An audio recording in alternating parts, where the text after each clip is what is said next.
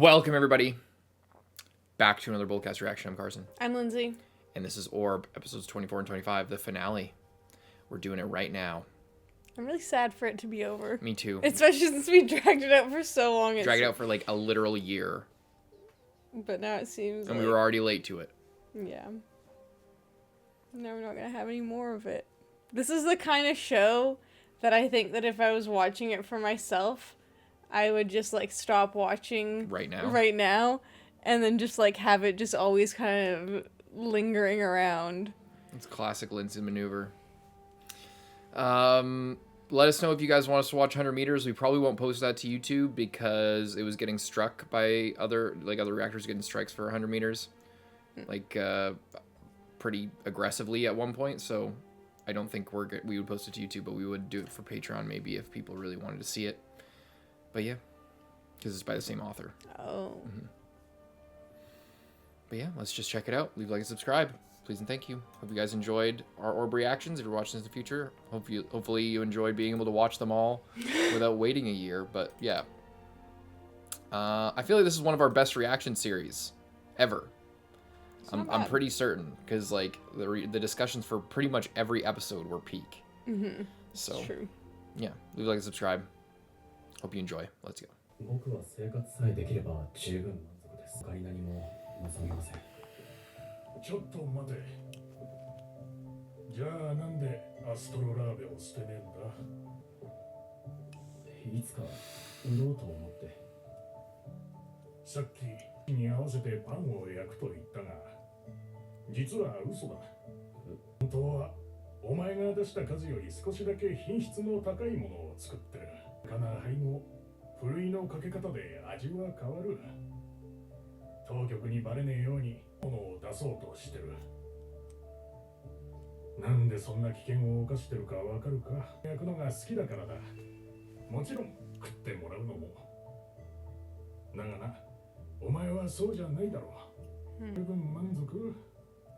そりゃ最低の嘘だぜ。俺にじゃなく自分についてる嘘だからだ。父親に聞いた。どっかのいつかの賢人のソクラテスだかアリストなんちゃらだか、すべての門にはアレテがあるって。自分の得意なこと、自分にしかできないことだっけ。飛ぶこと、椅子のアレテは座られること。その賢人たち曰くでは考えることだってな。それにのっとりゃ俺のアレテはパンを焼くことだ。じゃあお前のはリストなんちゃらはこうも考えたらしいな。人は自分の特性を生かしている時が一番幸福だと。神様が与えてくださった使命だ。自分が自分でいられる場所だ。だから隠すな。若いうちくらい浸れ。 What a wise guy. That is wise. でも今のはちょっと違うな。結構文句あるかもしれねえが関係ない。進め。あとは任せる。 That is true. The problem with that I always faced when thinking about that was that it was unlikely that I would be able to make a living doing the things I liked, because the things that I liked were watching anime and playing video games. But look at me now. The point is, even the most useless things can be your arete, or whatever he said that is. One thing I'm confused about with this guy is, what did I miss something about like the calculations or whatever with him baking bread? I don't know why the authorities would be coming for him for baking bread. I want to rewatch the scene at the end. Yeah, he said something about how like this guy like calculates how many people are gonna buy like what bread so they don't like overmake. I just want to rewatch it before we move on, just to fully understand that. そりゃどうも。どうします？あら、あなた息子さん？いや、ここでちょっとお世話になってて。ご出身は？He doesn't like saying where he's from. Mm-hmm. はいはい、お待たせ。さあ、買った。今日もご苦労。親方もお疲れ様です。ちょっと話があるんだ。 He has kind of a similar nose to, or he kind of looks like 担当直入に言う。 Frey a little bit, maybe? 大学へ行けるぞ。は？驚いたろう。でも心配ね。手の通り、俺たちパン屋は、当局の麦の買い入れ量に応じて手形のパンを出さなきゃ。Oh, it's to prevent, like, jacking up the prices. 情報を収集してそうする。その数値で俺は完璧な調合、分量のパンを Yeah, 作る。 so they can turn a profit even with those slim margins. お前は記者だ。 But he's saying that he does a less favorable cut Because he loves baking because the he likes bread. making the bread. 大学へ行く費用は全て俺が出す。ありがとう。 I just want to fully understand. It's probably a minor detail, but I feel like it matters. 売ろうと思って。さっきお前の数値に合わせてパンを焼くと言ったが、実は嘘だ。本当はお前が出した数より少しだけ品質の高いものを作ってる。ふるいのかけ方で味は変わる。当局にバレねえように値段よりいいものを出そうと。なんでそんな危険を冒してるかわかるか。パンを焼くのが好きだからだ。 Yeah, he's just doing it because he likes it and he likes serving good quality to people. お前はそうじゃないだろう。 When he could be making more based on his calculations without, jacking up the price. そりゃ俺にじゃなく自分についてる嘘だからだ。昔言ってたら鳥のあれて考える子アリストなんちゃらはこうも考えたらしいな。人は自分の特性を生かしている時が一番幸福だと様が与えてくださった使命だ。 I feel like I should reiterate that I wasn't just joking about saying that, like, I wanted to find a job that let me watch anime and play video games. Like, that's what I wanted to engage with the things that I loved and do that either for a job or like, probably for a job. Like, I wanted to be a YouTuber for a long time. But, it was... Actually, this is kind of interesting. This actually fits with this. So, like, I... for a long time wanted to be like a YouTuber. From the time YouTube was made, I wanted to be a YouTuber. Even before that, I was making like Lego stop motion videos about like stories and things like that. And I always wanted to do it. Even before YouTube was a thing, I wanted to be a YouTuber. But I didn't, I tried multiple times, like over the course of my childhood and teenage years, but I didn't find success until I was with Lindsay. But also, it wasn't until I shifted my focus towards something that another thing that I'm passionate about, which is just storytelling and analyzing stories. Because I would talk about TV shows like I do on the channel to my family and friends to an annoying degree. Like I had no audience, so I would turn them into my audience and just make YouTube videos basically in front of them talking about the type of shit like, that I talk I'm just about trying to watch in this discussion. show. or just talking about it. Like I'd talk about Game of Thrones and like talk about the lore, talk about like the character decisions and things like that. I get super into it, or talk about the storytelling and cinematography of like Breaking Bad and stuff like that. I would get so fucking into it and rewatch things and watch and rewatch constantly, and Attack on Titan and all these things, and I wanted to engage with these things so deeply that it like the way that I did it was conducive to something like this. So it's not just that I wanted to do something lazily. It's that, like he's saying here, there was a draw that I had to something, and the way that I engaged with something that had value, and that's what I'm doing now. So it's I feel like it's more explaining it more deeply than just joking about it. Because I guess I'm hearing him talk about it, and in the story, the way he's talking to this kid, it reminds me a lot of the types of advice people would give me when I was younger, where like what I wanted to do didn't fit in with a lot of what other adults were saying, and they were like, oh, just follow your dreams, or like, you know, follow your passions, or follow, you know, if you're skilled at something, like try out, you know, what's the worst could happen. But I guess what I would add to this, if anyone else is watching in kind of the same situation, is just that you even if something that you like seems, or something that you're drawn to or engage with deeply, it seems like it's not valuable. Like, as long as you have that like passionate fire for it, even if it seems like it's kind of useless. Like, you know, me talking about anime and TV shows doesn't seem very useful in like a marketable way. Like if you were to ask your guidance counselor at school or something, or if you were to ask like your parents like what they thought of it, like no, people don't understand and people won't get it. But like it could be literally anything. It doesn't have to be just, you know, doing it. But the difference was when I shifted from wanting to just play games and just laze around and basically and make money from it. That was bullshit, because that's not a passion. The passion is the value and the depth that I talked about things, and that's where things were valuable. That's where I was able to turn it into something, also because of a lot of hard work over the course of years. But it was like I would watch people talk about things the way that I talk to them. There were a lot of YouTubers that I watched that like inspired me to talk about things the way that I talk about them. And I wanted to learn about storytelling for my own creativity, but also just because I found it interesting the way a creator would make a decision and how that would change the way that a story was framed and how we consumed it.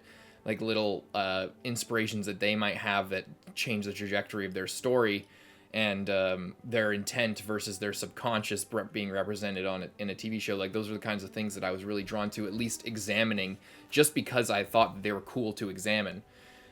Once I started making videos based on stuff like that versus just me playing DayZ or Call of Duty or like talking about random bullshit, that's when things started to pick up, because, you know, and that's why a lot of you are watching Orb reactions from us now, is because you guys probably value that kind of thing from us. So I thought it's just interesting. It's just important to add that on, I think, because it's relevant to this discussion. It's the kind of thing that nobody really knew how to tell me back in the day. でもいや、今のはちょっと違うな。結構文句あるかもしれねえが、関係ない。進め。あとは任せる。 And I wonder if the author of this kind of had a similar thing, maybe when they were growing up with creating manga or whatever. People might complain or people might not approve of it or understand what you're doing, but it doesn't mean it's not valuable.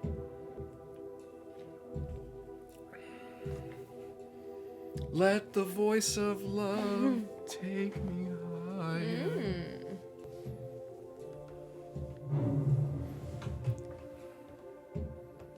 Who is that? Dad? Probably his dad. Oh, new OP. Might be the last time. Oh, it's different. All the pictures in the back are gone. Where it would be like all of the knights and all of that stuff, they're all dead. And it's all erased. That's crazy! All of the history's erased, yeah. all Yolenta and Rafal and all those got fucking taken people. away because there's no...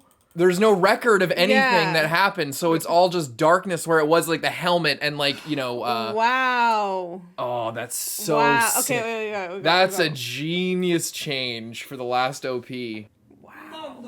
That is... That, I was like, oh, the that's text so is like smart. moving, and I'm like, oh wait, normally there'd be like stuff in the back here. Wow.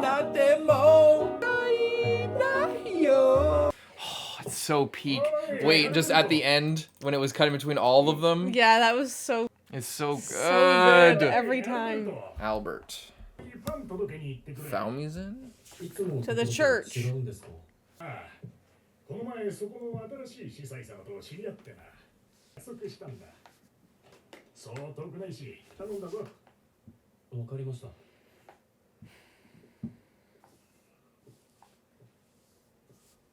ここか。 Really nice. Very extravagant. 誰もいない。 Looks like I'm about to fight Sans in here. The confessional. Does he have something to confess? Did he kill his father?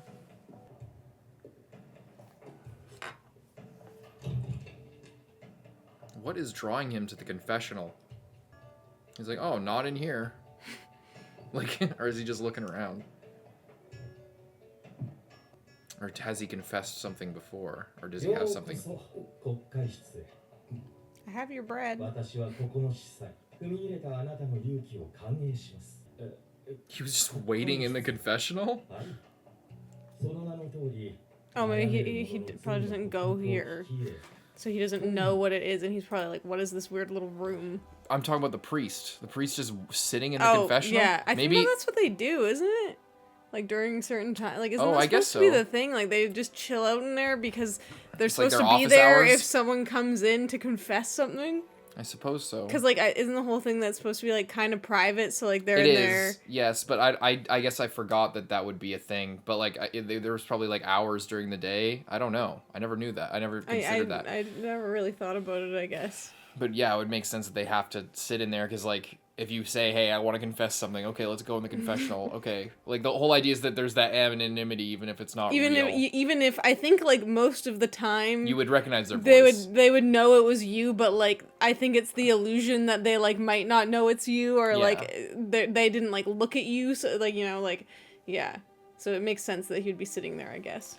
Yeah, I wonder if the baker sent him here during confessional time so that he could get some therapy going. That would be interesting.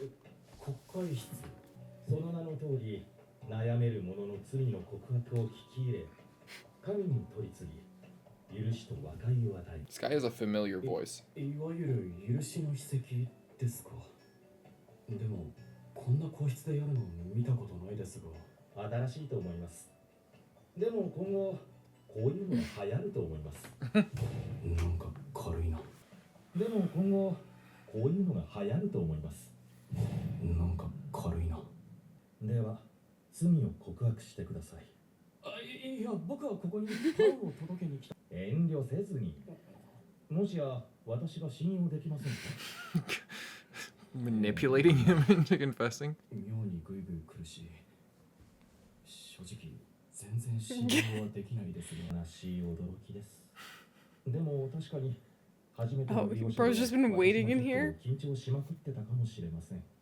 緊張しまくってたのかでもせっかくの機会です何か一つくらい悩みがあったりしませんか一つくらい何です大学へ行けと言われたことですかね行きたくないのですかええなぜ聖書にも書いてあるでしょう知りたいって欲望はクソだそういうには何か訳が忘れたいことですじゃあパンを置いて帰りますまだ忘れられてないということですねどうでしょうで言いにくいのなら後で私も誰にも打ち明けてない悩みをだからあなたも話してみては時として語ることが何よりの慰めになるまあじゃあ暇だしいいか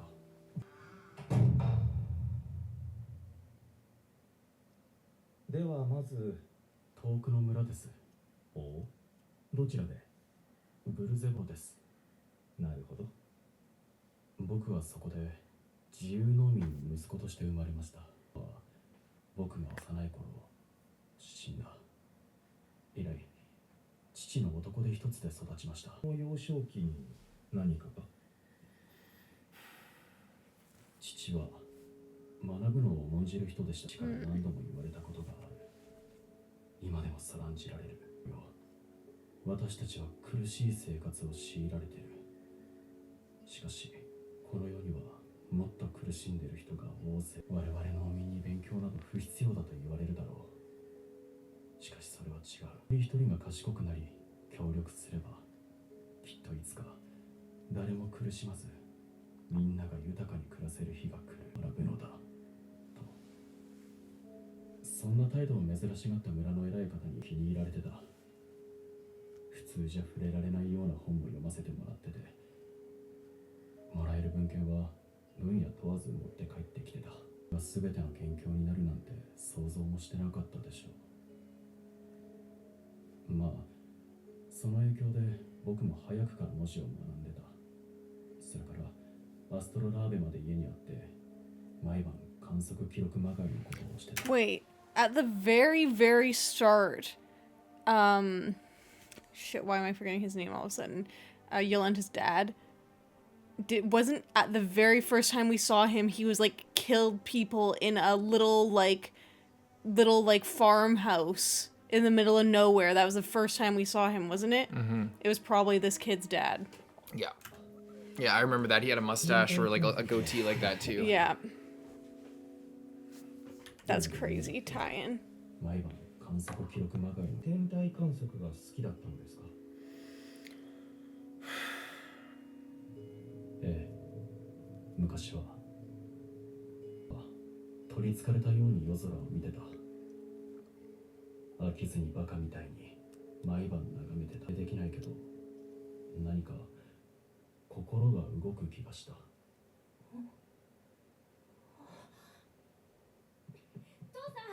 驚くべき発見をしました。なんだ。北に真上にずっと動かない星があるんです。そうか。それは北極星という星。北極星。では息子よ、発見は何の役に立つ？例えばあの星は動かない。だから方角を知るとき図になる。このように発見は何かの役に立ってなければ無駄だ。常にそれを心がけるといい。しかし、よく見つけたぞ、息子よ。よくやった。お前は学ぶのは好きか？はい、父さん。何が知りたい？全部です。夜空を見るたびに驚くんです。なんで空に星が夜だけ現れるのか、いくつあるのか、どこにあるのか、いつまであるのか、そもそも星って何なの、山ほど知りたいです。では、なぜ知りたい？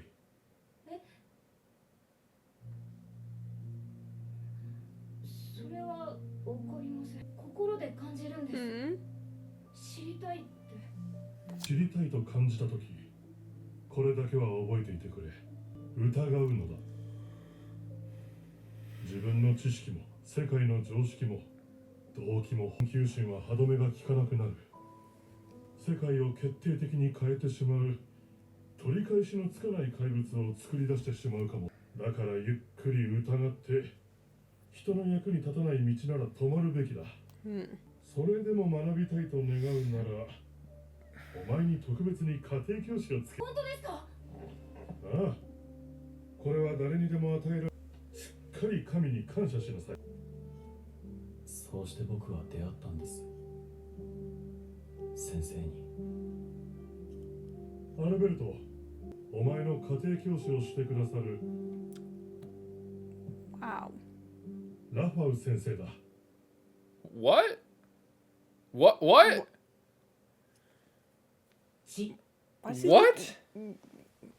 He's old! Yeah, that's weird. 難しかったかな。 His voice is still high. Maybe he's like 16 now or something? じゃあ一旦休憩。 How is he alive? はい。そういえば部屋にアストロラーベがあったけど、星を見るのかい？一応毎日記録をつけてます。What is Is he happening? hallucinating? でも星を見るの、いや、好きとかじゃない。What the fuck? What is this? は生まれが少々特殊でね。親がいなかったんだ。幸運にも学者さんに拾ってもらえて裕福な生活を送れたなかったと言えば嘘になる。 And then what happened in your life? 夜空は救ってくれたんだ。というのもね、ある時眺めてたらふと気づいたんだ。住んでる世界の外が存在することに。僕たちは一人じゃない。 I'm an その alien. 感覚にワクワクした。 I was resurrected by そし aliens. て同じ空にある。つまりみんなきっと一つの大きな何かでつながってる。 What the それを fuck? 知るために生きようと思ったね。でも僕はそんな大きな目標はなくて、記憶は何の目的もなくて、人を助けるわけじゃないし役にも立たない。だから無意味なんです。無意味ではなんで毎日記録を？ You don't know what meaning will come of it. ただでもそんな自分勝手な気持ちじゃダメというか。アルベルト君、あのいて座を見てごらん。あ、いて座？何ですかそれ？星座を知らないで記録を取って、こながらの胆力だな。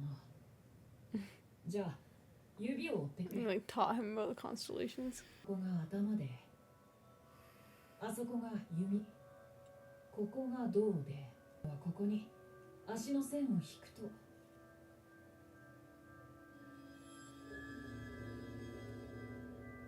どうだい？弓を持つケンタウロスに見えなくもないだろ？いや、見えないか。確かに無理やりだよね。でも形は覚えやすくなったろ？無秩序な情報に線を引く。すると今まで見えてなかったものが見えてくる。こんなことが起こせるなんて。 I just want to know what the heck is going on. Yeah, here. I'm. ギリシャで星座と神話が結びついた。それぞれの星座にさまざまな偽り。ケンタウロス族の賢者、ケイローンとされてる。賢者とは探求者だ。こんなことが起こせるなんて、僕らの理性はどうなってるんだろうね。遠い昔、星座と神話が結びついた。それぞれの星座にさまざまな逸話があるけど、星座はケンタウロス族の賢者、ケイローンとされてる。賢者とは探求者だ。にも折れず、普遍的な真理に情熱的に迫ろうとする。もうその気持ちがわからないかい？夜空を見ると感じるだろう。タウマゼインを。タウマゼイン？ああ、それは古代の哲学者曰く、知的探求の原始にある脅威と、この世の美しさにしびれる肉体のこと、そしてその美しさに近づきたいと願うWhoa. と感じること。神がこの世界を作り、人はそれを知りたいと願った。欲望を僕は知らない。この成功のためだったらどんなことも厭わない。たとえそれが命だったとしても。 As he drinks like he did that when he was about to drink the poison. Mm-hmm. 平気で投げる。君は悩んでると言 It's って just like, oh my god. 自分のやってることが何の役に立つかわからない。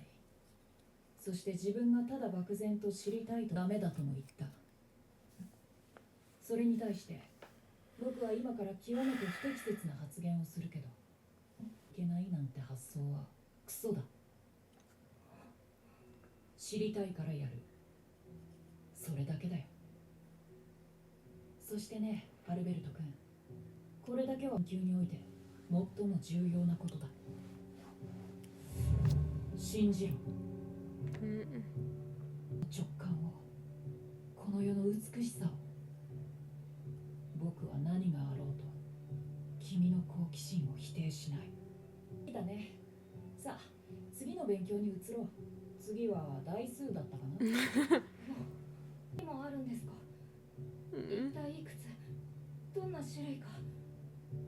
もしよかったら今度教えてもらえませんか？もちろん。驚いた。 That's nice. い Mm-hmm. や、ずいぶん上達してきたね。目覚ましいよ。旧石法ま I で think this kid is just so enthusiastic. どうも。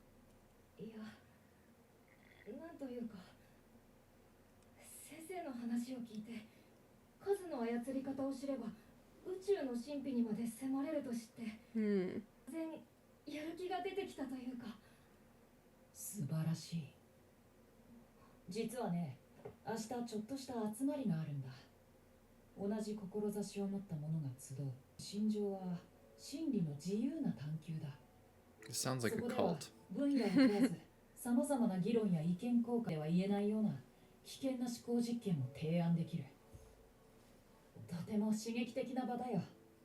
君はとても若いけど資質は十分に見える。会に参加してみないかい？ But we know this didn't go well. Mm-hmm. いいんですか？ Is this what gets his dad ぜ killed? ひ行きたいです。じゃあお父様にも伝えておこう。楽しみにしててくれ。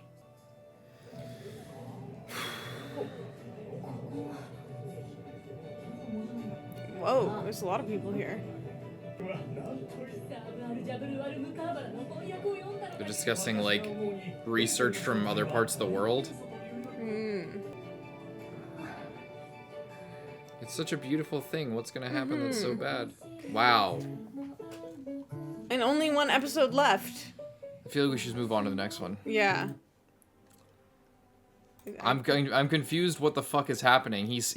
Raffle He's shows up definitely and he's older, right? Like he looks very different. yeah. But I don't know how that could be possible. The only thing I'm thinking is like maybe he was brought, like he wasn't actually killed, but he was like, oh, be our spy. But I don't think he would do that. Yeah. I don't know. I have no idea how this is happening.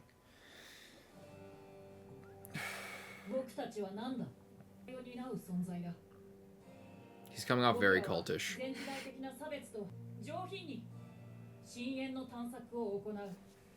そこに今日一人の仲間が加わったアルベルト君だ。僕が家庭教師をさせてもらってるが、彼の明晰ぶりには驚くよ。の中には手だれの論理学者が入っているかのようだ。だけど、 Why is he hyping him up so それ much? より注視すべきはその好奇心の強さだ。これこそが何より重要な才能だ。というのも、僕は今恐れているんだ。もしかしたら今後、真理は発見されるものではなくという見方がある種前提になるかもしれない。書物や遺告を見ると、それぞれに違う歴史や文化、信仰がある。情報が少ないけど、この先、さらに自分たち以外とつながれば、真理さえ相対的であるとみなされ、そうなれば人の心から絶対不変の真理という理念に対する畏怖や崇拝が薄れていく。研究活動は専門化して知の相対に触れたいという崇高な欲望、好奇心は馬鹿げた不要なものとして抱きされるかもしれん。そうなるのはなんというか僕は寂しいよ。だから僕は信じてる。ここにいる君らを、その好奇心を、君らと新しく入った少年の好奇心に乾杯。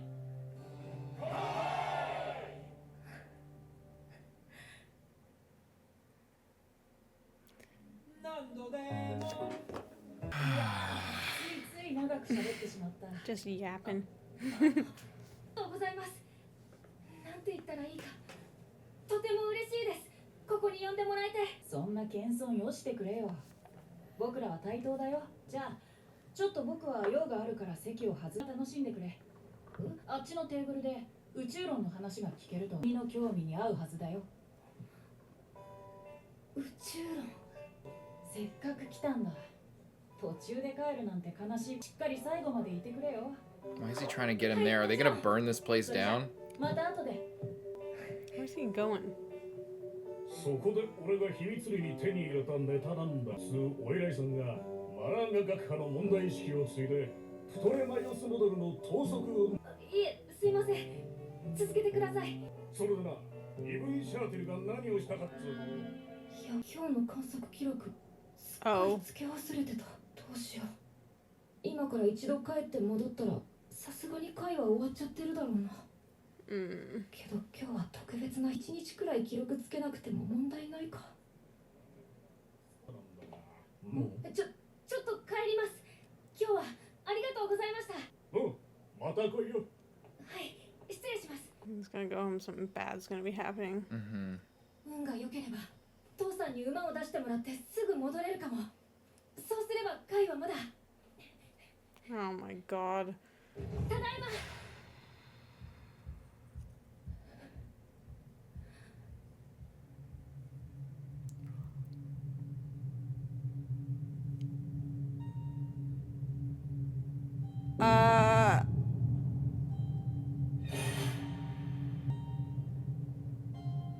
What the fuck is happening? あ、いや、全く面倒なことになったな。わかる。混乱してるよね。Yeah? でも、まずは冷静になって理性的に対応すれば、この状況も飲み込めるはずだ。君ならできる。最初 What に the fuck is up with Raffle? Why did he kill こん him? なことになったのは僕の本意じゃないってってこと。 was he gonna like report it or something when he told, because he's like, oh, I'll tell your dad about this meeting. 一から説明しよう。実は少し前に噂で聞いたんだ。お父さんがある資料を持っていると。それは宇宙の形を根本から変えてな説に関するものだ。僕はもうずっとこの説に興味があった。 Heliocentrism? Yeah. どこにも手がかりがなくて諦めてたんだが、やっと糸口が見つかったってわけさ。情報を共有して研究しようと提案した。悪い提案じゃなかったはずだよ。And then he disagreed and you killed him あ for の it? 説は君のお父さんの手には余る。僕の頭脳と社会的地位がなければ宝の持ち腐れに終わる。協力の見返りも十分与えるし、双方が得する提案だった。ここで問題発生だ。彼は僕の誘いを断った。迷いの説。なんでもこの説は現状の宇宙論と弾圧される可能性もある。子供もいるから危ないことはしたくない。だってさ、ずいぶん心配性だ。弾圧の危険なんて政治次第でいくらでも避けられるのに聞く耳を持たない。いや、それだけならまだいい。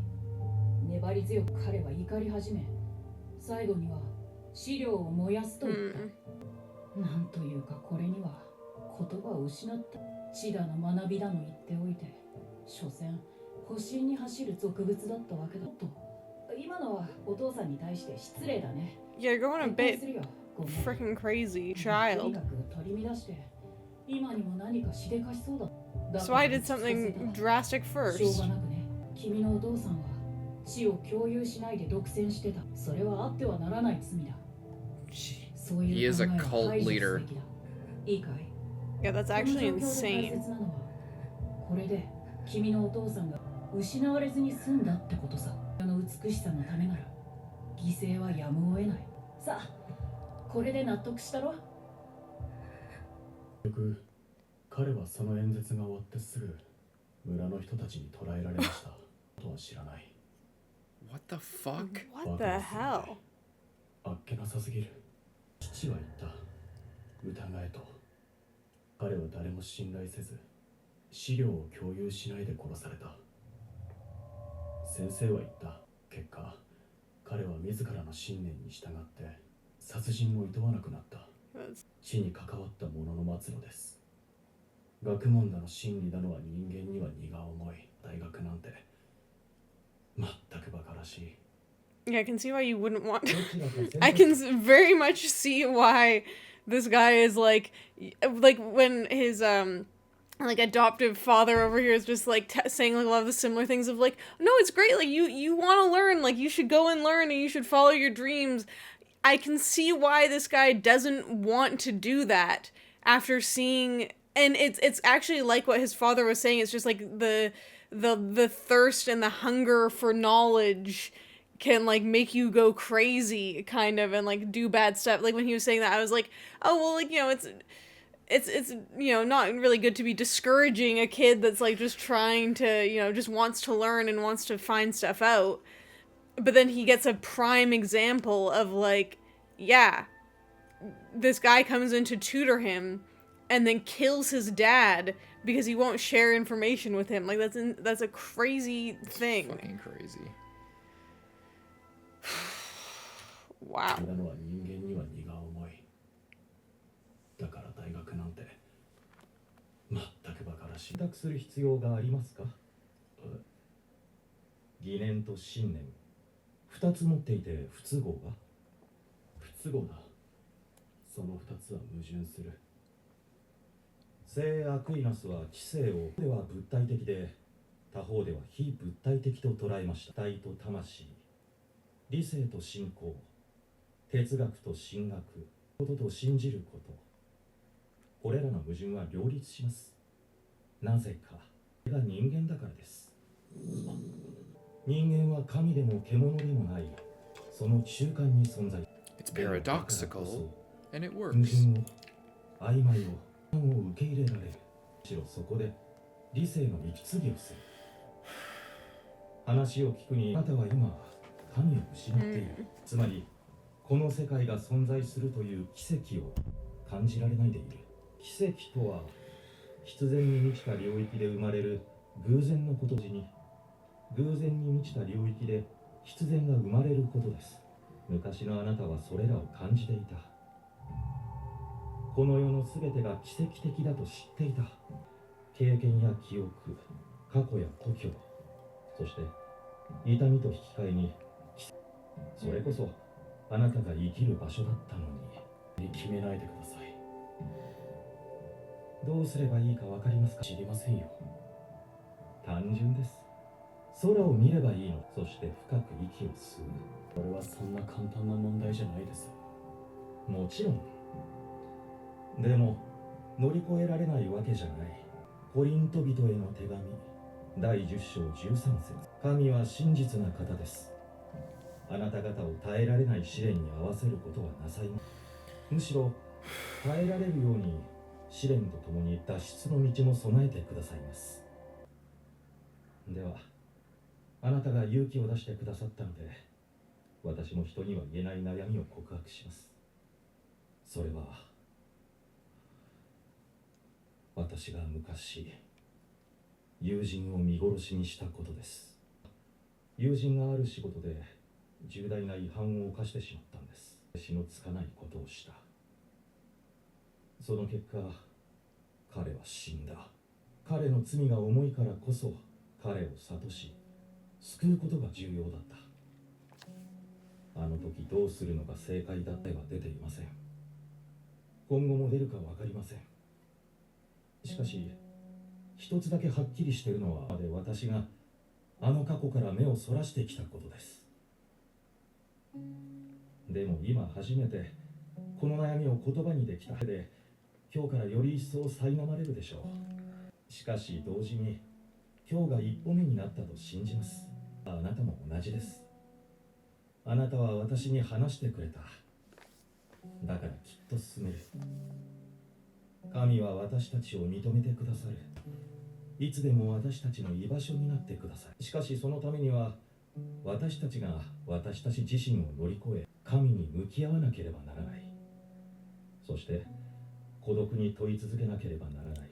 自分は神に認めてもらえる存在なのだろうか。いくら悩んで問うても神は口を開かない。だから永遠に私たちは考え続けられるのです。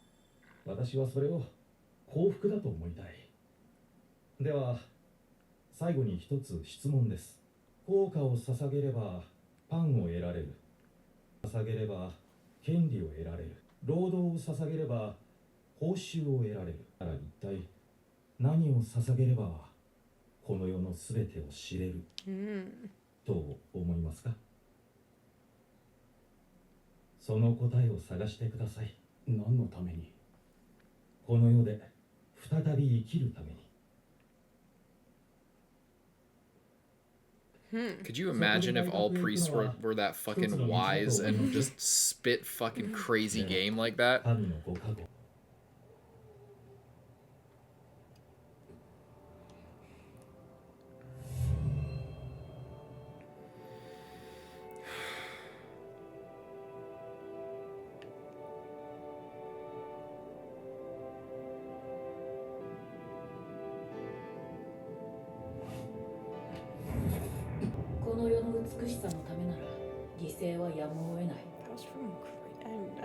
I don't even know what to think of that. Yeah, I don't know what to think about that. How the fuck did he survive? Like, were we just brushing over that entirely? What happened?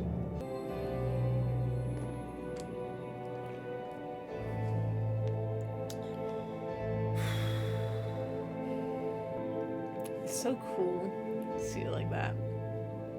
先生、この世の美しさを追求したい。そのために何か犠牲になっても構わない。はっきり言って僕も同意見です。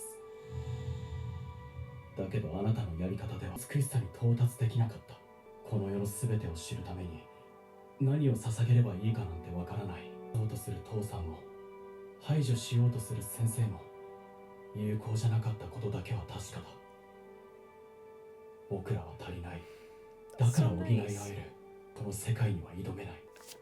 人間は社会的な動物だ。先生、僕もタウマ善意を感じます。それを肯定し続けます。あなたとは違ったやり方で疑いながら進んで信じながら戻って苦しさにきらめきに迫り詰めてみせます。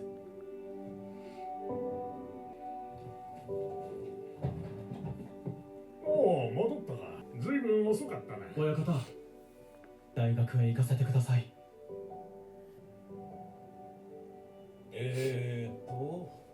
君が Looks so cool. That's a nice 希 building. 望者のアルベルト・ブルゼフスキ。ええ、ブルゼボ、僕の地元の名です。それを。Is that like a historical figure that we don't know? じゃあ明日から好きな授業。 I mean, just because he didn't have a last name, so he uses the town and the. It's just pointing to it like it's a notable thing. Like the show is. I don't know if it's maybe referencing something.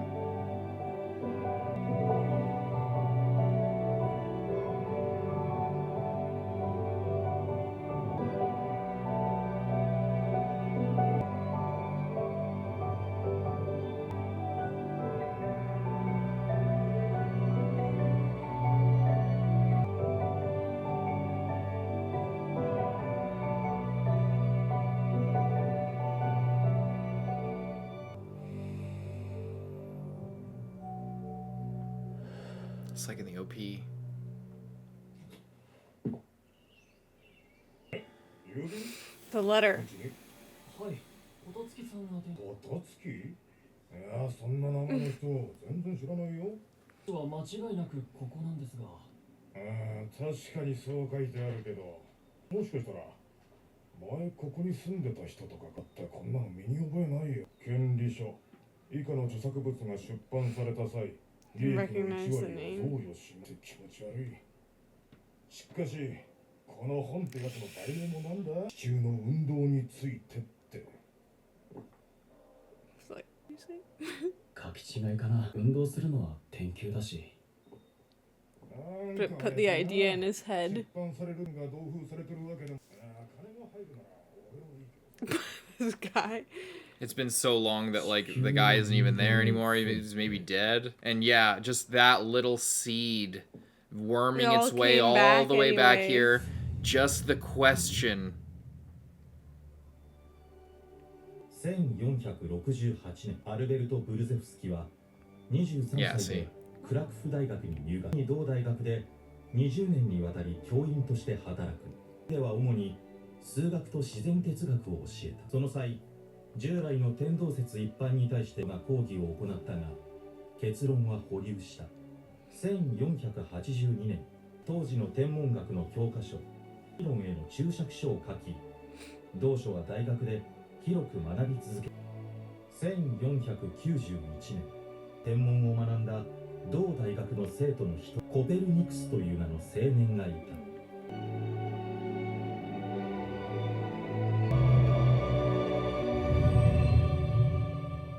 Jesus Christ. Why are you crying? I don't know. I just sad that's over.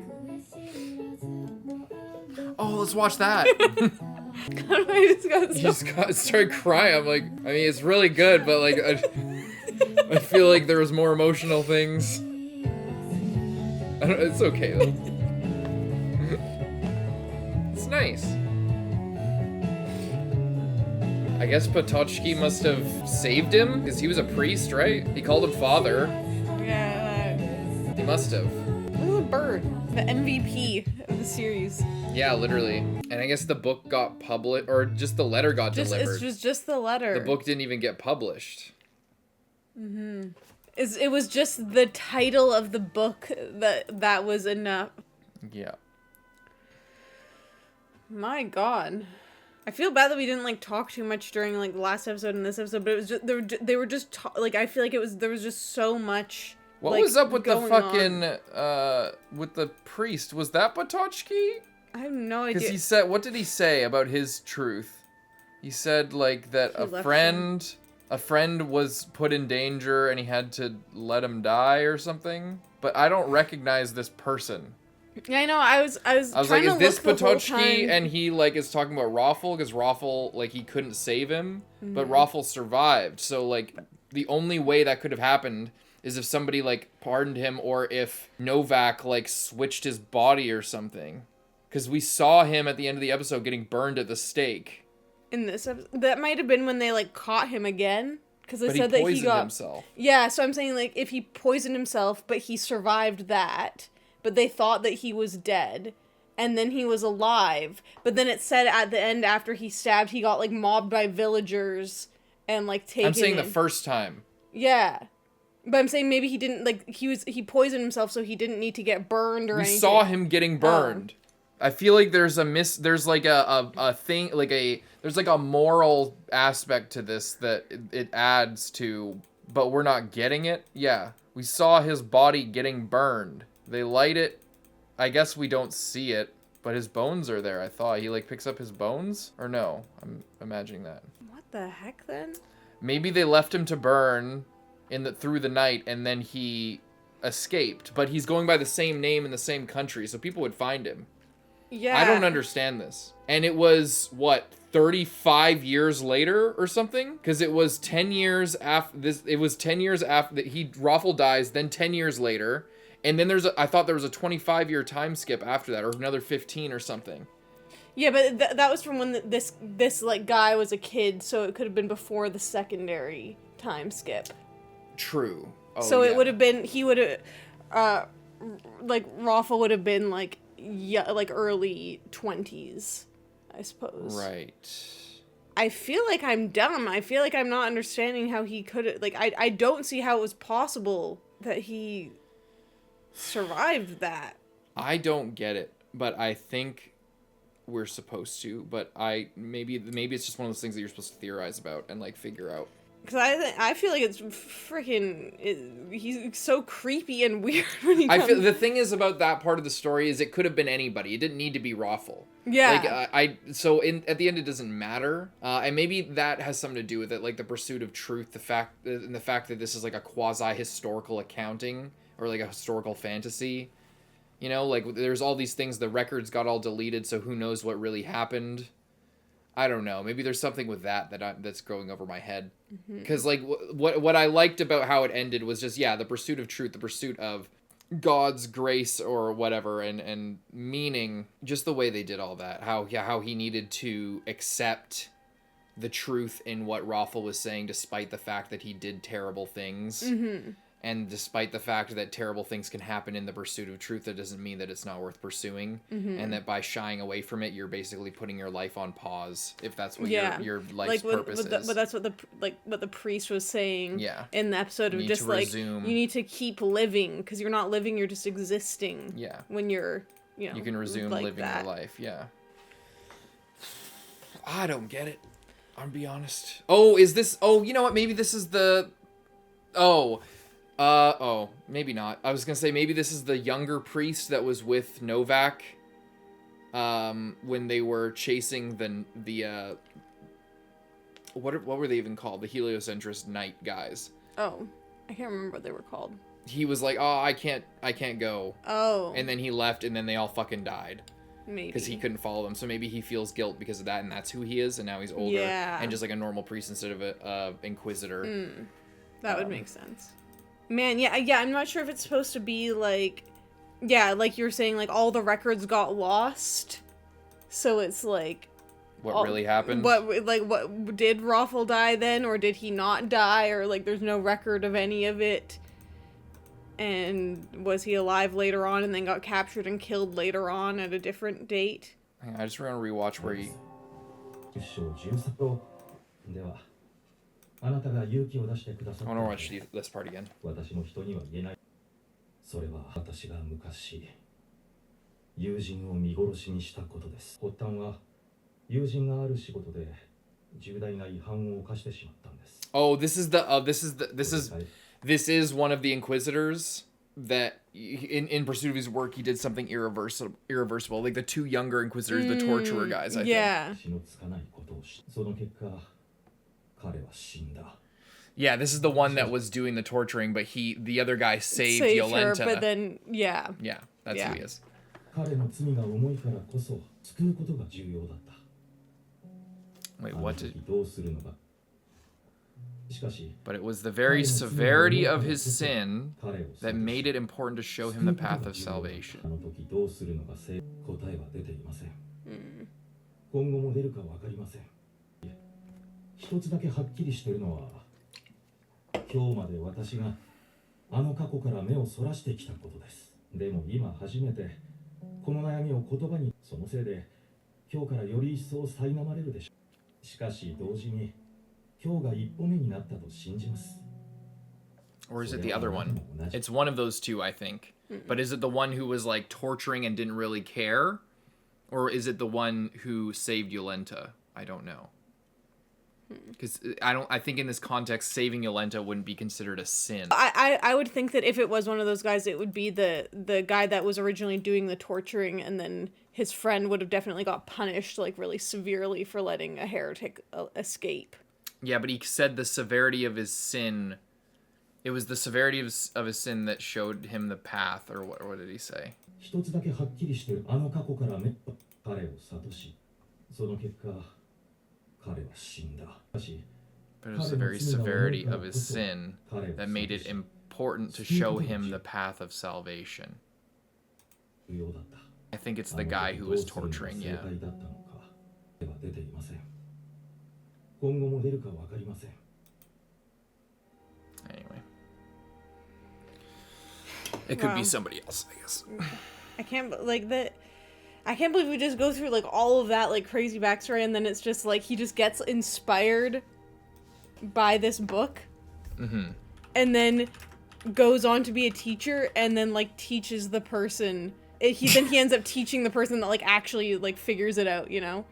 Like he just goes on with who's he? Who's he? Who? Albert. He goes on to be a teacher. Yeah. And he just spends his whole life like he doesn't take a hard stance in either way necessarily. He just is like learning more and more information and passing the information down. Yeah. And like freely giving. He's letting his curiosity guide him and not letting a conclusion guide him, because that was kind of what the mistake that he had, was that he was like, oh, it only matters if you come to a conclusion, if that conclusion is successful. But you don't know what your findings or information, even if they seem meaningless to you, they might be meaningful to somebody else down the line. That's part of the whole point. Like, so it's important to be curious and trust the finding of information and find meaning in finding the information and learning, because whether or not it has meaning or a usefulness. You know, because when you start forcing an outcome, that's when science gets bad. That's when, like, you know, things become biased and askew, and like, you know, or things get used for the wrong reasons. Or you have a bishop who has his own idea, and that matters to him more than the actual truth. And like Rafal was literally saying in front of all those people, it's like, when, you know, if you're bending the truth to fit your narrative, then that's wrong. Like, you know, Rafal did some fucked up shit, but he was right about that. AI says from Reddit, the adult Rafal who appears in the final episodes is likely a different older version, or a thematic reincarnation of the child Rafal who died, rather than the same character who survives his execution. So I think, yeah, it's probably just a moral. It's like, I think realistically, it's a writing thing to make us shocked to see him, mostly, but it's showing Rafal is like, you know, he's a spirit of curiosity. Yeah, what I was gonna say too is like, yeah, he, it's like the original him, and then the him in this, after the slate gets wiped clean, and we see him again as like the instigator of this story. You know what I mean? It's like the previous timeline, he's the start of it, and he would rather die than give up. And he would rather die than give up his materials, and he would rather die than have this information be suppressed. And then the slate gets wiped clean, and the information does get suppressed. And then we go into like a different thing, and then he, again, a different version of him that suits with this story. He is there again, and he like becomes the instigator of the plot again. Yeah. Yeah? Yeah, I think it's more of a moral thing. I think it's a thematic thing more than it is everyone suggests things like Rafal's a metaphor. Alternate universe. Yeah, unreliable narrator, Kingdom of P. The fact that all the records were destroyed. Always doubt, always second guess, move forward with passion but temper. Yeah. I feel like I'm seeing people on this Reddit thread that are talking about reincarnation. I feel like that's kind of a more simplistic view than the series is trying to put across. I think it is more about the themes and the morals of it, and about doubting, about the pursuit of truth, about ambiguity.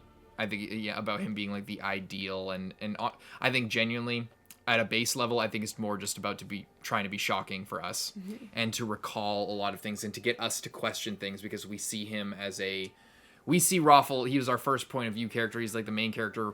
We as the viewers have an attachment to him as like a sacrificial, almost messianic figure status in this story, because he sacrificed himself so that heliocentrism could continue. He's kind of like a Christ-like figure which makes sense for the sake of this, a lot of the Christian themes and things like that. So he sacrificed himself for our sins, for our ability to question and pursue truth. So the person that Rafal is at the end of the story, more as a device to get us to think about what's going on, and to make us surprised when Rafal, this person that we trust, this person that we see as a teacher figure, as somebody who is wise or intelligent or in pursuit of truth, we immediately trust him the same way that Albert trusts him. And to see him be the one to kill his father and have all these weird justifications that, on paper seem like they make sense, but involve murder and involved these immoral actions. I think the fact that person that we have built up in our heads being used in that place rather than just a new person is more to do with why Rafal is there than a real explanation. And you can justify it in like a lot of hoop jumping ways, but I think it's just meant to be shocking, and I think that it is meant to use our perception of him usefully to communicate the morals, because the moral of the story, the truth. And it goes back to the contradictoriness that they were talking about in the Confessional. Because in the Confessional they were talking about, there's a material truth and there's a faith. There's philosophy and theology. There's the physical truth, and then there's the intellectual truth. There's the higher truth and the physical reality. So the physical reality is conflicting with what we know to have happened. But in that contradiction, there is a greater truth that arises from it about the pursuit of truth itself, about pursuit of knowledge, about curiosity and learning. And these questions arise out of these two contradictory things of Rafal. We saw Rafal die. We know that he was dead, but we see him in front of us. How is that possible? Well, it's possible because there's something greater being communicated by the show. There's a greater idea that is being teased at here. And in a way, that actually, as I'm talking about it, makes it, even though it literally is contradicting its own story, that literally is communicating exactly what the story is trying to communicate. So almost in a 3 or 4 layer deep way of communicating the story. Because let's talk about storytelling for a second. If many people watching, I don't know, have this is just, maybe I'm just getting in my head because of our One Piece videos where people just are so oblivious to the idea of a writing process. But to explain things back, as far back as possible, in case you've never tried to write a story yourself or come up with an original story just from your own brain. If you're writing something and you're let's take a step back from that. You have an idea. You have something, whether it's a feeling or a thought in your head that you have. You just have the thought.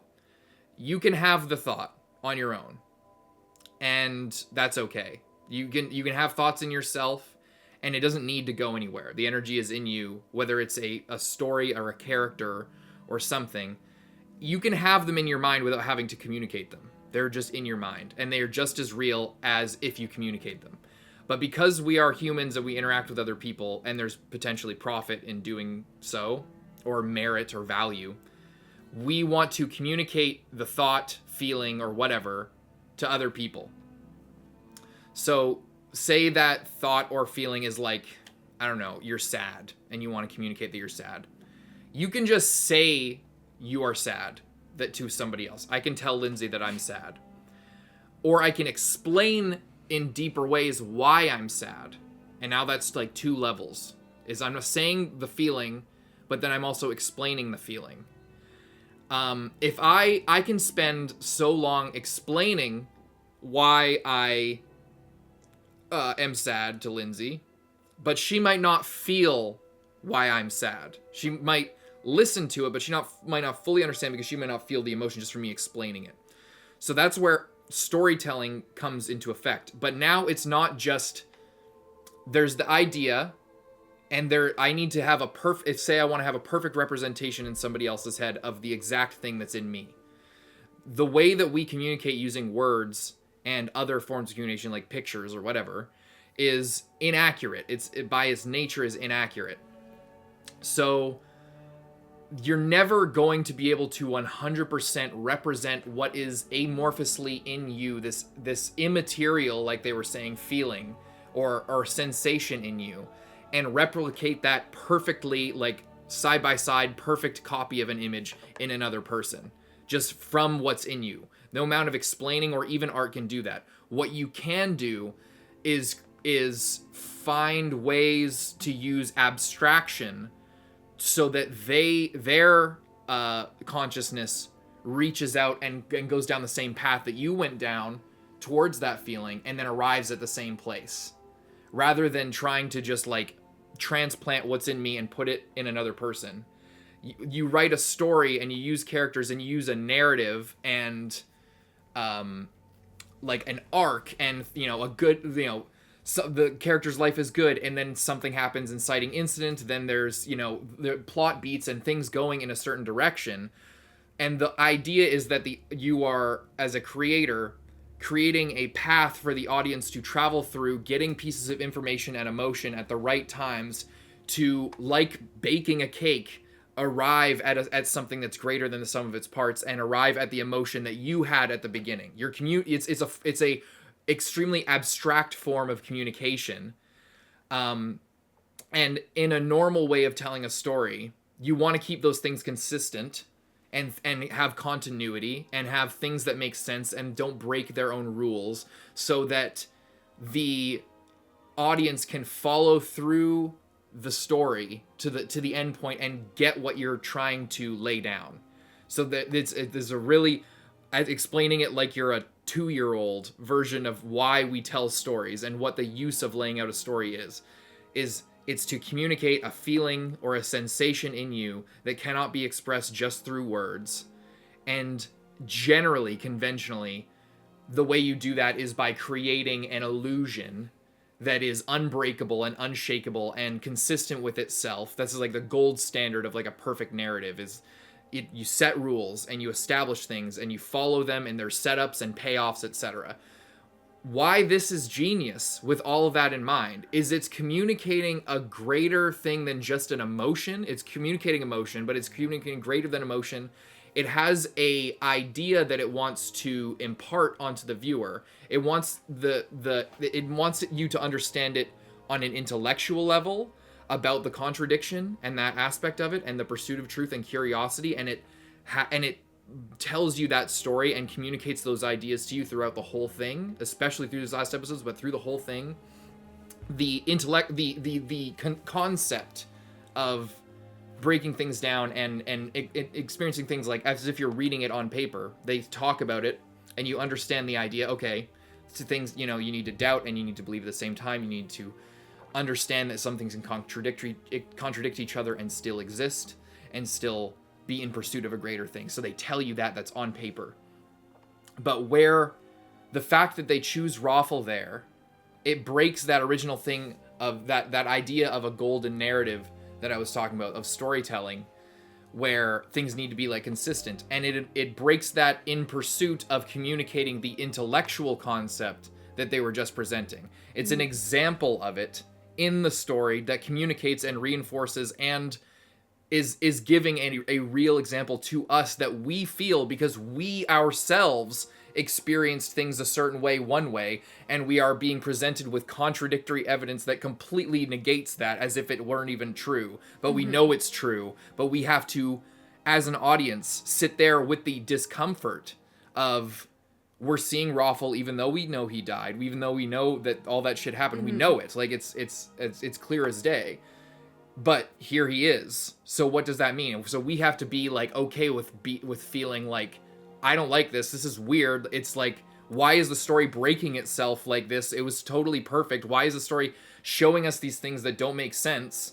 You know, like, is there a reason why it makes sense? And they don't explain it. They don't show us like, oh, Patochki got him out of it somehow, or, oh, remember Novak said that one thing about, you know, when Novak was dying, he was like, Rafal, Badeni, Oczy, these guys that I killed, you know, like, he saw him die. We know it, like, but, and so we have, and it's been reinforced, and he even saw Rafal, like, before he was dying, and he could have just been his, you know, he was a specter of his imagination. But the point is, like, the show has a concept that it is about, and it uses its characters and not just its characters in itself. It has a mirror-like understanding of us looking at it and what we're going to think of it, and uses what it knows that we're going to think of it in pursuit of communicating the feeling. Again, it's not just telling us what it's about. It's making us feel that and sit with it and connecting that to what it's about. It's not just that. I think maybe that's why you're like crying at the end. It's because it's emotional, not just because it's over, but like it's showing us it and it's making us feel it. Yeah. Without even and not explaining it. Well, yeah, at that's all. The thing is like that's why I was like feeling so emotional, and then I'm like, I honestly hadn't, like, because we hadn't like sat with it for a second and like thought about it, and like all the Rafal stuff was like never explained, and so it's like you're like, okay, like how is this happening? Why is this happening? Is this in line with the previous like you're like thinking about it, but then at the end of the show just like kind of gut punches you with like, and it still moved forward, and it all still meant something in the end, and all of these people's sacrifices, and like even all these bad things happened, like things, the world just like literally kept moving and kept spinning, and things worked out in the end, and you know, and the truth was found one way or another, you know. So I think yeah, that's the thing. It's like it was just it was a very beautiful ending. I think even if you don't fully understand like what's going on at first, you can still feel the emotions of it, and that's what you're talking about. Of like, maybe it probably wouldn't be as impactful, you know, if it was just person. A random guy, and it wasn't like that. This like paradoxical thing of like, we know we know him, like you know, you see Kid Rafal, you're like, he probably wouldn't kill someone, but then it's like, maybe if he got older, he would have. You know, he was willing to die for it. Would he be willing to kill for it? You know, a lot of people are willing to. That's not really the contradiction that I was. No, that's not what you're saying. I'm just bringing up a different. I'm bringing up a different, separate thing. Sorry, but it's like I guess it's just like you're thinking of so many things as the episode goes on. But it's just I feel like it was really well done and really cool, and yeah, like with how the whole thing is like, most of it is like the priest talking, and like all of these different things. It's like the belief and the doubt, and it's like you believe one thing and then something comes in that makes you question and doubt what you previously believed, but you can still believe it even if you are like new things are happening, or like as long as you're staying curious, and you know, I don't know, it was very, very good. And I like the way that you like explained all of this stuff, because I feel like it's cool, and I feel like that is a more interesting interpretation then he was reincarnated, or it's spirited away, or it's an alternate universe. Which it could. I feel like there could be a sense of like alternate universe in the sense that like all of that, what happened previously, even within the story, was lost to history, and no one that is alive remembers any of those people or any of those things. The only proof is this one letter that doesn't even say anyone's name on it. Other than Patochki. Yeah, other than a guy that was like kind of somewhat loosely involved. So, and is the guy who moved into his house doesn't even know the name of the previous owner, like he didn't even know.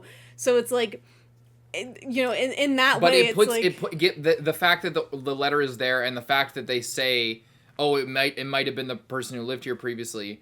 Like, it's showing us proof that it's like, as just in case you aren't, because I think it's a rebuke of the idea of a reincarnation or a alternate timeline or some weird anime bullshit like that. Because I think that that's what it is. It's the fact that this is a manga story, and manga as an art form is like, it's known for things like Dragon Ball or fucking Naruto or other fantasy things. Like, things with this aesthetic usually aren't this grounded in reality. Like, or even like a Vinland Saga, like has a super Viking ninja type vibe to it. Like, there, we associate these art forms with fantastical elements, and it's a modern age where so many things are about, alternate timeline is used as like a cop-out so that you can have something interesting happening because you kind of suck at writing, or because you just don't want to commit to it, or your audience doesn't want to commit to like a one ending, or your franchise, like your publishers want more out of a series, so you create an alternate timeline so you can have your like dream ending as an author, but also give the fucking money men an opportunity to make more merchandise or something. Like, it's used for bullshit. Like, alternate timelines and universes and stuff like that are generally bullshit writing wise. It's also usually born out of the idea or out of necessity because of multiple writers, like different authors taking over a story, or just explaining plot conveniences and bullshit. Like, all those ideas, and reincarnation is less so. That it's not as bullshit oftentimes, but like the idea of an alternate timeline, things like that. Whether it's alternate timeline or a reincarnation of a character, I think those things are they're like pulpier sort of trappings of these art forms of manga and anime. So I think people watch an anime and then see something like this, and they're so used to conventional stories that are in this medium, then they're like, okay, well, there must be the only way to explain this, the only way to make my brain accept what's going on is to say alternate universe, or he's a reincarnation of Rafal with the same memories or something, or he's reborn or something. Like, but I think that it genuinely is what I said. I think that's the best explanation, and it makes sense with the style of storytelling, and it's a credit to the quality of writing, because it again, it's not just telling you what it's about, or it's not even just showing you what it's about. It's telling you, showing you, and then making you feel what it's about in a background kind of way, where you might not even realize. Like, you might not if you're watching this and you're like, that feeling of trying to like, why is this happening? Like, how is this possibly happening? I need to come up with some sort of solution to this.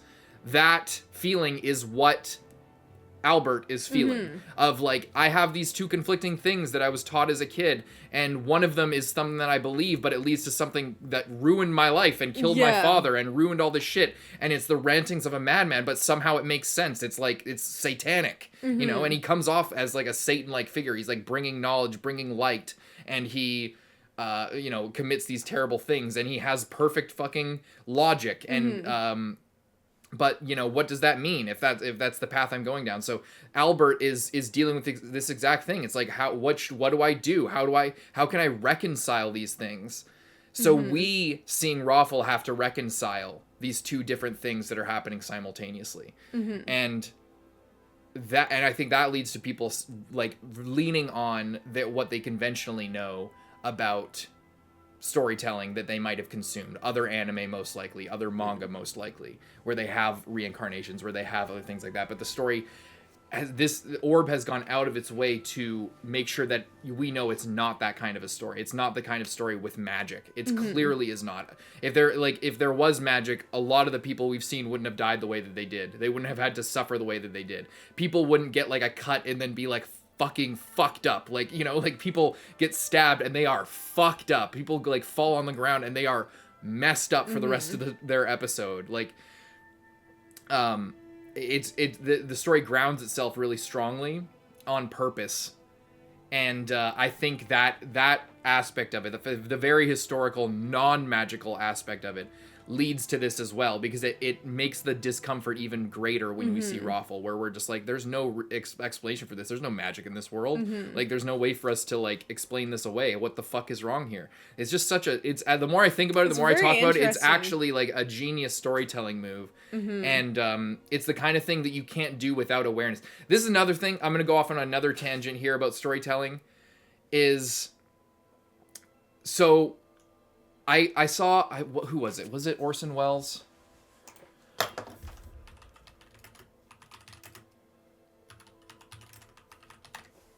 Yes, it was Orson Welles in an interview. He famously stated, "The more virgin our eyes are, the more we have to say," warning filmmakers against becoming a cinematic sponge by oversaturating themselves with other movies. I have always struggled, so this will connect in a second. I've always struggled with that, because my problem, so what he's saying is, this will connect to Orb in a second, but it requires some context because it's something that I think about a lot, and it applies to the stroke of writing that was done here. So Orson Welles says that you need to prevent yourself from soaking up too much of other people's work, because it will cloud or mutilate the bit that's in you that's original. So you won't be able to communicate the depth of your soul if you take everyone else's soul, put it in you, mingle it, and transmute it into something new, and then move that out. What you're moving out is a new product that is the product of society. It's the product of all of your influences together and you. It muddles what is originally could be coming from you. And I've always struggled with that, because I think that there's truth to it, the idea of it. But I think in practice, the problem is that if you don't study the great works in pursuit of creating your own great work, you are relying entirely on your own talent, and the development of your own skill can only happen through trial and error. And the problem with that is many of the people who have a gem within them that they would like to communicate won't be able to do it, because the gem within them might not be unique enough on its own. It might not be shined or polished enough when it's communicated, because they haven't been able to sharpen and transmute it through the influences of other great works, or through by looking at something else, you can understand more about yourself, and that refines the gem in you before you're able to share it with others. And that's because that's what I talked about communicating that sensation earlier with another person.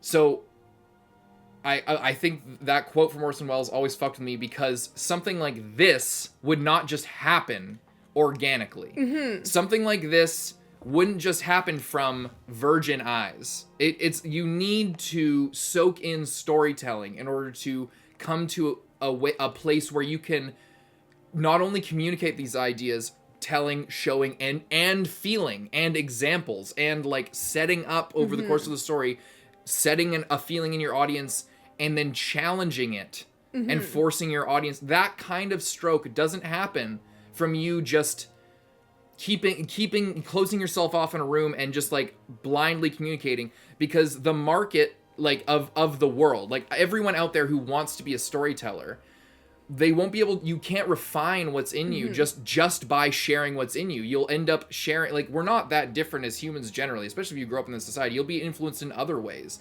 Just because you're not, being influenced by other media that is in your field. And there is something to be said. You need to take inspiration from other places, and not just, like, if you're making movies, you don't just watch, like, Hollywood movies just because you want to make a Hollywood movie. If you want to write a fantasy novel, you don't just read fantasy novels. You have to take inspiration from other places. Kentaro Miura famously said that as well, where he said that despite being a dark fantasy manga, Berserk was a fucking shoujo manga in his head, because he liked the love triangle aspect and the focus on emotions more than the fights. And he took influence from the like great European painters for his work.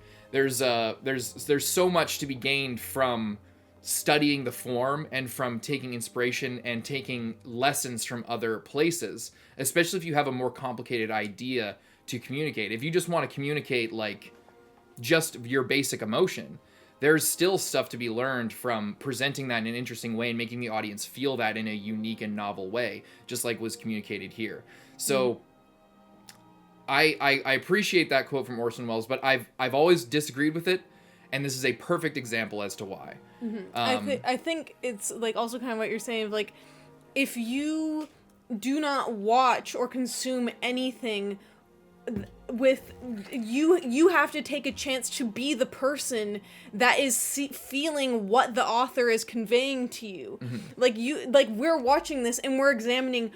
We're not just like, oh, this was a really good show, I'm gonna move on with my day and not think of what made this ending so impactful. But by examining it, then we're like, oh, they didn't just, someone could say, okay, in my book, I need to reincarnate the main character, or in my show, I'll do a reincarnation twist at the end, and that'll hook people, that'll like make people emotionally invested in the ending of my book. But that's not what was done here. It was done in a very specific way that worked with the exact specific emotion that was trying to be conveyed. And the only way that you can understand how to elicit that response out of your audience is to be the audience.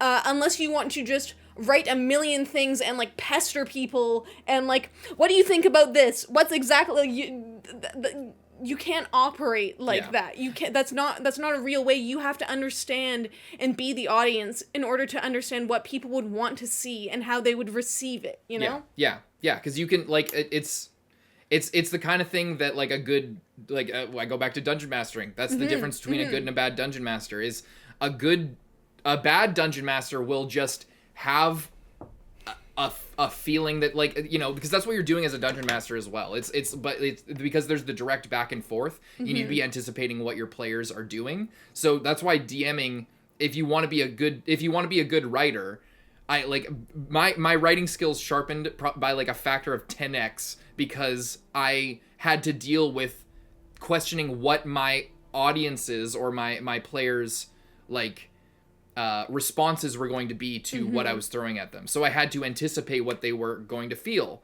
And if I wanted them to feel sad or if I wanted them to feel conflicted about like a character doing something that they didn't like, but not just killed, like, because you don't want, if you're in D&D, like, you want to present them with dilemmas. You don't want to present them with just conflict, because if you present them with a guy to kill, they'll just kill the guy. Or if you present them with some guy that you want them to like or think is mysterious, but if they don't catch what you're trying to put down, if they don't catch the fondness that you have for them, or if they don't feel the same fondness, they'll just kill people and move forward. They'll just like, beat them up, rob them, throw them in a ditch, and then kill everyone around and move on. Like you have to create that tension in them, in players. So like the difference is when you're just sitting down writing a book, it can be useful to just like put it out there and get it out of you, and then just to get it out of you and then refine it later. But when dungeon mastering, it was a good tool for me in this kind of idea of storytelling, is because like I had to think about what they were going to reflect back in order for me to create something that they were going to like play with rather than just destroy or not care about. It wasn't even just about them like, oh, our dungeon master made this, I'll give it a shot. It had to be like, oh, I wasn't expecting that, and now what do I do about that? Because I don't want to just kill this person. I don't think that's a good thing to do. Like, what taking it from, oh, I don't want to just do, like, so the point is there was a feeling that you want, there's a feeling you want to communicate when you're like dungeon mastering it, and it's based on your players' proclivities, just like how the creator of Orb had to think, what do we, like, they had to reflect on, what do we think of Rafal?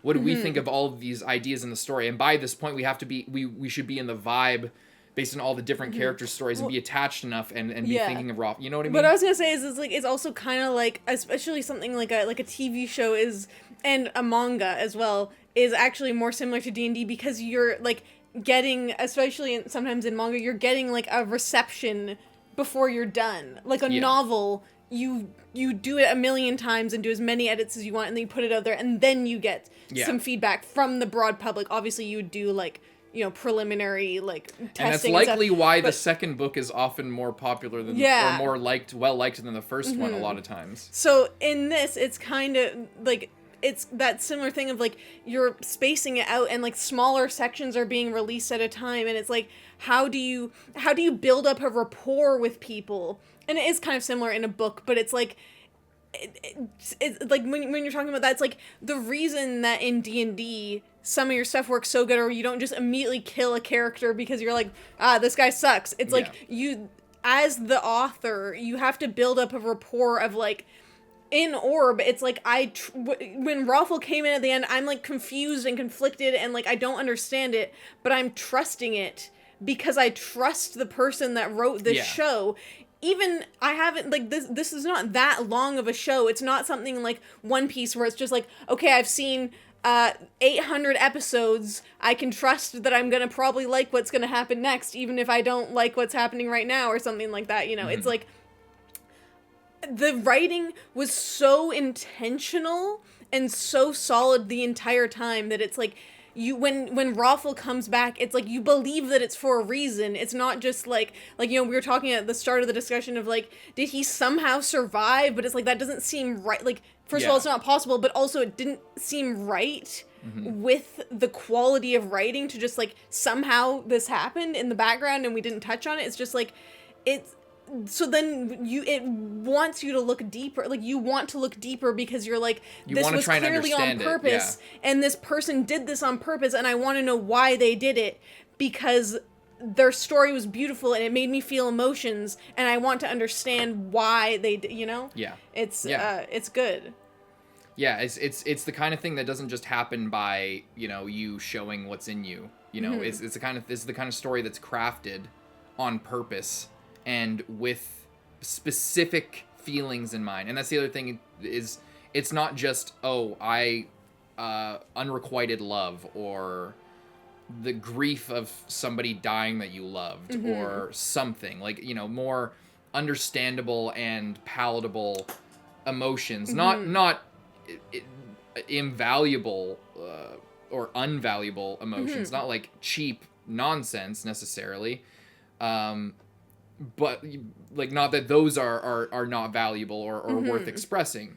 But when you have something that's a very specific idea you want to communicate, it becomes a lot more difficult to communicate that in a way and make the audience feel that and sort of create that resonance between you and the audience, where you guys are both on the same wavelength and you're both feeling the same emotions. Because I think that's the goal, is you want to create this connection between the audience and the author, or at least between the story and the audience. The author wants to create that, and there's something in the author that they put in the story, and that they want the audience to be on the same wavelength of that. And the smaller and tighter that feeling is, and the more singular and specific that is, there's not a guarantee that the vast majority of people are going to, one, understand it, or even be able to feel it if they haven't really thought about anything like this. You know, like if you're not the kind of person who has considered a lot of the ideas that are communicating the story, it wouldn't be your fault if you hadn't. But it wouldn't be likely that you would connect with the author on these ideas. So it becomes a lot more of a burden to be able to properly communicate these feelings, and it thus becomes a lot more impressive when you do it so thoroughly and with such an unconventional way. It's very good. It's peak, I would say, and it's like probably one of my favorite animes ever. I'd say so after good. this. Like the ending, and like especially like the like after like fully going through like the choices of like these last, like to bring Rafal, because it was like, what's also crazy is that Rafal already like got brought back as like a specter. So it's like we have him like get brought back, and obviously it's not him, it's just like he's basically like a ghost like haunting this guy the whole time. So then it's like, then he actually gets, so it's like, it's almost like a little like double switcheroo, like you're like, oh man, he got brought back as like a vision, and then it's like like 2 episodes later it's just like what do you mean? What do you mean? What are you talking Again, about? like, Yeah. but older, and like it's like this weird uncanny valley because he's older Yeah. and you never see him. Like I kept looking He's at him, taller and like he looks weird, and it's like he just looks older. And every time other characters, He looks age, older, but he also sounds the same. yeah. So that's weird, and like he doesn't look so much older. no. So like, it's, and it's such a weird. and he still has that like same like intensity, but it's like different because he's older. Yeah. And he has authority, and he's like the head of and this he like like weird, almost like, little explains cult. why he's back, but he doesn't. He like Yeah. tells us pieces to prove that he has the same memories, that he is the same person. Mm-hmm. But the incongruity. It's so genius. Like it's actually. Like, I can't even get over after, like, really thinking about it and understanding it. This is why a reaction's so good, is because I could have, like, researched all of this off screen and then had, like, a video essayist take about this on, like, a podcast or something like that. But you know, you guys got to see us reason this out and figure out why it was genius real time and talk about it further. Yeah. It's so good. I think what's also so cool about the ending of this is it's just like you were saying, it's like a very specific feeling, but it's also like the idea of this show is like almost as broad as it gets. Yeah. Like it's like especially with all the different point of view all the characters with a different point of view different characters. idea that they're yeah, communicating. each one has a different idea. Even the ending of the show is just like life is moving forward, and it's like your only job is to like be passionate and live your life the way that you want to live your life. Yeah. But like I feel like like that's not necessarily an uncommon theme, but like the way that this show did it feels like very different to me. Like it feels more specific than that, and like kind of fresh. Yeah. But also like not fresh. Like I don't know how to Because it's describe not it. like, I know what you mean. It's communicating, like the message is in it. One of the messages is simple. Yeah, there's a calling and there's a truth out there to be explored and to be curious, to understand things, to follow your heart. You know, it's a basic thing, but it does, like some like One Piece.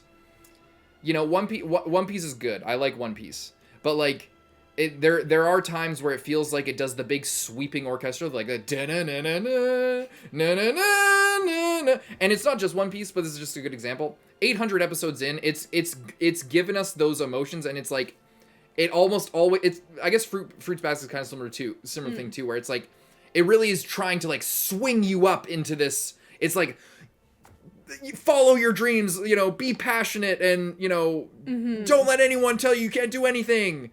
But like, it does it in big ocean view, ships, freedom, and it's a simple emotion conveyed in a simple way, and it works most of the time. Sometimes it can feel a little bit forced in something that's that long, or in a lot of different stories it can. But it maybe doesn't feel forced. It maybe is just that you see it the same way so many times that it can be like there needs to be some kind of variation in the way that it's communicated. And sometimes there is, and sometimes there isn't. But that's why this is novel and interesting, is that this is communicating a lot of simple ideas in novel ways. It can and they surprise you because you don't realize what it's doing, or you know, like you'll know that somebody's gonna die, or that somebody's gonna have to fight, or like, oh, things aren't gonna go that way, the way that we think. Like, you know that it is, but the way that things go, the way that things take a turn, reinforces the idea that part of the story is about. And you know, it is just basic storytelling when I say it like that, but it's like, it's just fucking good. It's just really good. And again, my marker for like a great story is that it's not on accident, or that it's not like it's not like serendipity and just like, oh, things worked out that way, and oh, isn't it so crazy that the story tied itself up in such a neat bow. It's like when you choose to not tie it up in such a neat bow, and that says more. The fact that you didn't, the fact that you chose not to do it, says more than if you did. And the fact that, like, it's that to me is the mark of like a really, really great story, when it's all choices and it all ends up better than if it were more perfect. The fact that it is imperfect is a choice, and every other aspect is perfect. The fact that this part is imperfect is a choice, and that says more about the rest of it than it would be if it was just so perfect. And I just think, like, I keep thinking of, like, the title, like, Orb on the Movements of the Earth, and how, like, that, like, the name drop of the book that was supposed to be released that no longer exists in this world is completely wiped from the existence. Every single person who knew about this book, pretty much, is dead. Yeah. But just the movements of the Earth. And that just, like, sticks in someone's head, and it's just, like, the movements of the Earth, and it shows kind of, it's just, like, they fought, everyone in this story fought so long and so hard to, like, keep the information. It's like, we thought of this, what if people never think of this again? We need to preserve every accounting that we possibly have in any way that we possibly can, because or else this information is going to be lost, and no one will ever find it again. But what I like about the ending is it's just, like, even if it's all lost, all it takes is one little spark, and the fire is ignited again. And if it didn't happen with that, it would have happened in some other way. Some person would have gained some type of inspiration that will make them think, I wonder if the Earth is moving. Yeah. Because people will find the truth no matter how much it's suppressed, and how much time goes past, and how many things are lost. You know, if there is an undeniable truth about the world, it can be found, because as long as people stay curious and keep looking. Yeah. It's a very beautiful don't give message. into fear, and don't prevent themselves from living, you know. Yeah. It's so good. Yeah, I think this is going to be on my recommended list for sure. Yeah. Not top of my recommended list. It's got to be for a specific kind of person, because, like, you know, if somebody's getting into anime, this probably wouldn't be a good first one to show. But, like, this is up there, like, with Monster for me, of quality of writing and stuff. I need to rewatch Monster, but, like, in that category of, like, this could have been in live action. This could have been, you know, this doesn't need to be in anime necessarily, but it was told so well in this adaptation. It's so good. Anything else? It was just incredible. I feel like I'm just blown away. I feel bad for taking a little bit of extra time for the people that are on Patreon to, like, get to these last 2 episodes. We're a little bit late, but I feel like it hit at the exact right time for me. And, like, even taking so long from the start of the show, I feel like right now in my life is, like, where I want to be, like, hearing this. Yeah. You know? Yeah. It's very good. Peak. Leave a like and subscribe. See you next one. I'm Carson. I'm Lindsay. Bye-bye.